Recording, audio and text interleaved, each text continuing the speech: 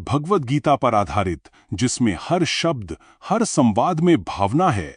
श्लोक 7। पाठ 1। कुरुक्षेत्र के युद्ध स्थल में सैन्य निरीक्षण। पहला पाठ। अस्माकं तु विशिष्टा ये तान् निबोध द्विजोत्तम, नायका मम सैन्यस्य संज्ञार्थम तान् ब्रवीमि ते। हे ब्राह्मण श्रेष्ठ, अपने पक्ष में भी जो प्रधान हैं उनको आप समझ लीजिए। आपकी जानकारी के लिए मेरी सेना के जो सेनापति हैं उनको बतलाता हूं। 7। व्याख्या। यह श्लोक महाभारत के युद्ध के आरंभिक समय का वर्णन करता है। कुरुक्षेत्र के युद्ध के मैदान में कौरवों और पांडवों की सेनाएं आमने सामने खड़ी हैं। इस श्लोक में धृतराष्ट्र का पुत्र दुर्योधन अपने गुरु द्रोणाचार्य से अपने पक्ष के वीर योद्धाओं का परिचय करा रहा है। दुर्योधन यहाँ द्रोणाचार्य को अपने पक्ष के विशिष्ट योद्धाओं के बारे में बतला रहा है, ताकि द्रोणाचार्य उनकी शक्तियों और योग्यताओं को जान सकें और उन्हें उचित रूप से निर्देशित कर सकें।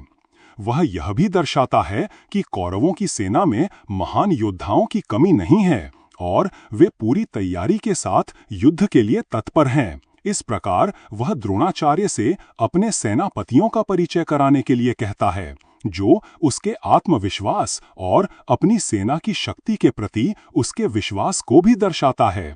यह श्लोक यह इंगित करता है कि दुर्योधन अपनी सेना की शक्तियों और कमजोरियों को जानने और उन्हें सुव्यवस्थित करने में तत्पर था, जिससे यह सुनिश्चित हो सके कि युद्ध में उसे विजय प्राप्त हो सके।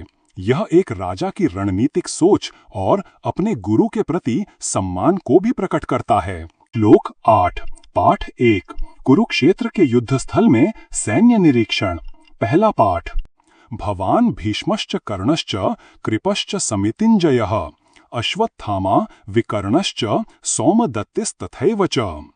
आप द्रोणाचार्य और पितामह भीष्म तथा कर्ण और संग्राम विजय कृपाचार्य तथा वैसे ही अश्वत्थामा, विकर्ण और सोमदत्त का पुत्र भूरिश्रवा। 8। व्याख्या। इस श्लोक में दुर्योधन अपनी सेना के महान योद्धाओं का वर्णन कर रहा है। वह अपने सेनापति द्रोणाचार्य को याद दिला रहा है कि उनकी सेना में कितने सारे शक्तिशाली और अनुभवी योद्धा हैं। दुर्योधन चाहता है कि द्रोणाचार्य को यह एहसास हो कि उनके पास पांडवों के मुकाबले में बहुत बड़ी और शक्तिशाली सेना है।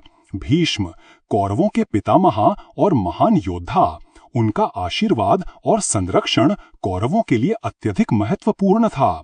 कर्ण, दुर्योधन का मित्र और महान धनुर्धर, जो अपनी युद्ध कला और साहस के लिए प्रसिद्ध था।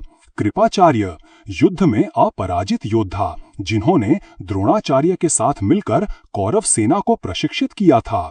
अश्वत्थामा, द्रोणाचार्य के पुत्र और महान योद्धा, जिन्हें अमरता का वरदान प्राप्त था। विकर्ण, धृतराष्ट्र का एक पुत्र और कौरवों का एक प्रमुख योद्धा। सोमदत्ति, भूरिश्रवा, बलवान योद्धा और कौरव पक्ष का महत्वपूर्ण सदस्य। दुर्योधन इन महान योद्धाओं का उल्लेख करके द्रोणाचार्य को यह भरोसा दिला रहा है कि उनकी सेना में ताकत और कौशल की कोई कमी नहीं है। वह चाहता है कि द्रोणाचार्य को पांडवों के खिलाफ आत्मविश्वास महसूस हो।